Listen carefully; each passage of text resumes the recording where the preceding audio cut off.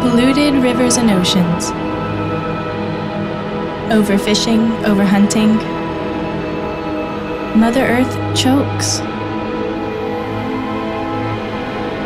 Time has become increasingly cruel to marine biomes.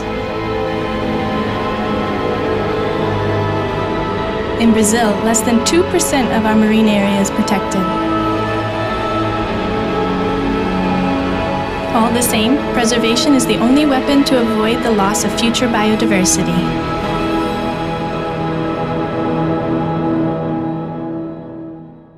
Over time, man's existence on Earth established an anthropocentric relationship with the planet's water without considering the environmental consequences.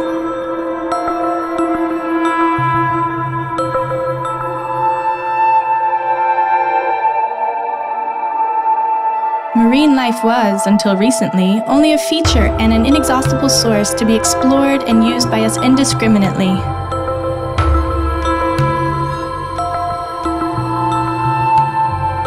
But the current reality is that we see the pollution, the degradation, and the numerous threats to all marine life. Thus, we begin to build new thoughts and new attitudes in a race against time, in the fight for nature conservation and for our own survival.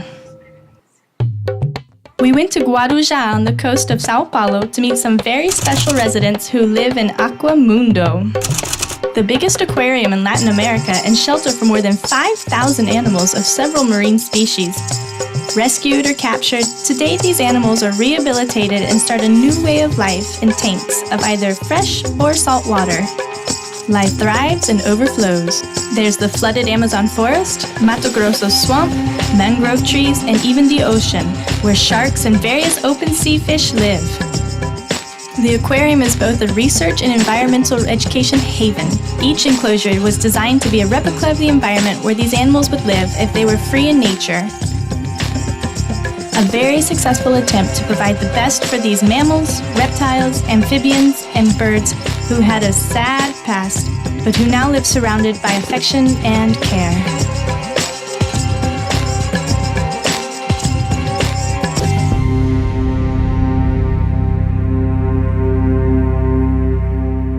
Sea turtles, sharks, rays, and a wide variety of fin fish live in the ocean enclosure.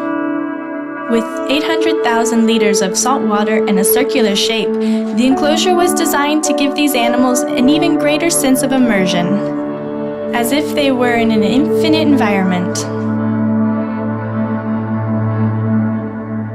The sea turtle is a reptile that, thanks to its incredible adaptability to every kind of condition, has survived in their evolutionary journey over the last 150 million years.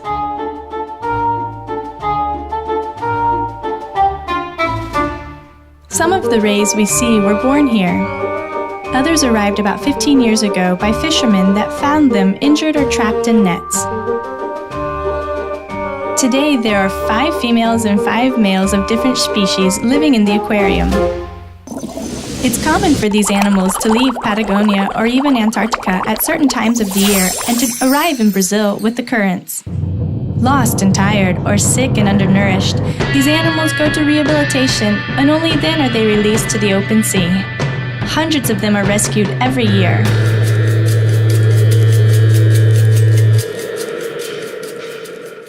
And it's in the laboratory where they test the water in all of the water tanks, with a daily analysis of ammonia, nitrite, temperature, pH, and salinity of each of the enclosures.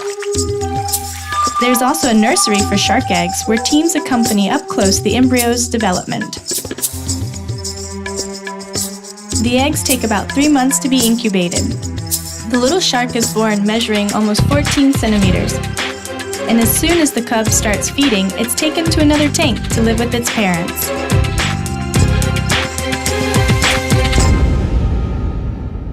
Once travelers, species such as sharks, rays, sea lions, alligators, and penguins should be far away, where they reign in peace in their natural habitats. But at the risk of disappearing, they need protection. In the Brazilian marine context, for example, manta rays, loggerhead sea turtles, and hawksbill sea turtles, as well as several species of hammerhead sharks, are already critically endangered and join the list of the high-risk group on the brink of extinction. The variety of ecosystems represented here is everywhere. A latent life in mountain rivers and in waterfalls, in long stretches of sandy beaches, in the mangroves where the river meets the sea, on rocky shores and in coral reefs. Marine invertebrate animals, multicolored, that embellish the clear water, corals are key parts of the planet and living proof of a healthy ocean. And in them exists the largest and richest marine biodiversity. Their absence is a warning of degradation and of a high level of pollution. Less than 3% of our oceans is protected. This is why some people are alerting the risk of marine desertification if we fail to preserve these ecosystems here.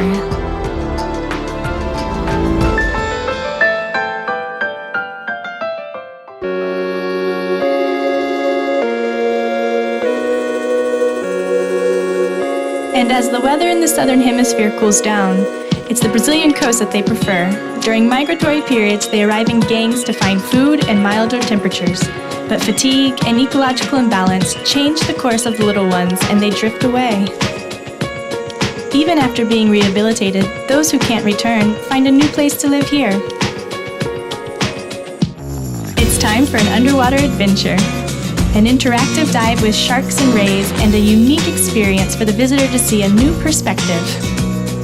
This time, inside of the tank. The main goal of the dive is to narrow the positive relationship between animals and men, in order to raise awareness and consciousness on sustainability and marine ecosystems conservation. You need to know in order to preserve. We are 7 billion people on this planet. We can't be careless about the garbage we throw away. It goes into the rivers, which flows to the sea and follows the ocean, threatening everything alive with irreparable and massive environmental losses. In understanding that we share an intrinsic relationship with the environment and water on the planet, we also understand its limited capacity to regenerate and the unbridled and inconsequential high cost of progress. Stigmatized by the media and films, alligators and sharks have always had that bad reputation of evil villains in our imaginations. But we need to know that despite their colossal size and hardly a charismatic appearance, these animals deserve a lot of our respect. By occupying the top of the food chain, they're actually vital for the ecosystems where they live. Eventual attacks on humans are the result of our interference in the environment, a reflection of time and our relationship with water on the planet. The wetland alligators are a native species of South America. In the Mato Grosso swamp, where they live, exclusively in fresh water, they're responsible for an important natural selection of the local ecology. Today, protected by law, these wild animals were almost extinct. In a not very distant past, they were victims of massive predatory hunting for the illegal trade of their meat and valuable skin. But fortunately, educational campaigns and a strong appeal from the population could save the alligators in time. Inside the enclosure, the seasons are well defined. During winter, for example, the alligators can find specific hotter places inside the aquarium so that they can cluster together, keeping their bodies warm. Living with other reptiles that belong to the same ecosystem, like turtles, is harmonious since the life and food conditions are balanced. They also want a place in the sun. Here at the enclosure, they search for the warmest place. That's why we see this common behavior amongst the Testudines group, of which turtles belong, of resting on top of each other by the riverside, or on a tree trunk or a rock that they find along their way. Amazing swimmers across long migratory journeys, these prehistoric creatures are disappearing from the earth. Here in Brazil, sea turtles are protected by law and guardians who, without blinking, care so that the species continues to prosper. In nature, in the dead of night and in pure silence, they leave the water and seek a safe place in the sand where they lay hundreds of eggs in a slow and long spawning process. Of the 7 sea turtle species that exist in the world, 5 of them swim to Brazilian shores to spawn. That's when hope is renewed for a new generation of sea turtles. But in the past, this was a delicate time, as sea turtles were vulnerable to fishermen who saw this as the best time for the ruthless killing in search of their eggs, meat, and even their shells. A side attraction is the sea lion negão, as it's affectionately called by the keepers. Negão has lived for more than 10 years in the aquarium, arriving here when he was little after being found by a couple of fishermen, wounded and with a critical health condition. Totally recovered, he did not return to the sea because his healing process in captivity was too long.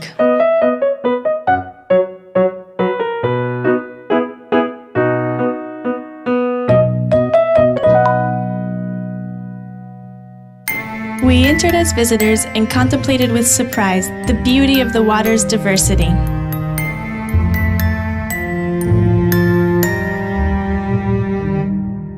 This magical interaction between oxygen and hydrogen atoms that gave rise to life.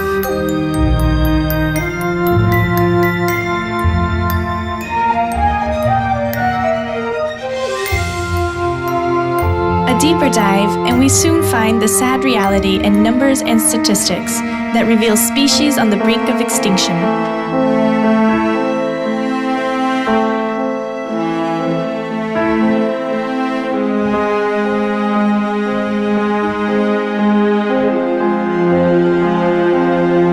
Back to the surface, a more conscious breath of our role in the preservation of our waters and ecosystems.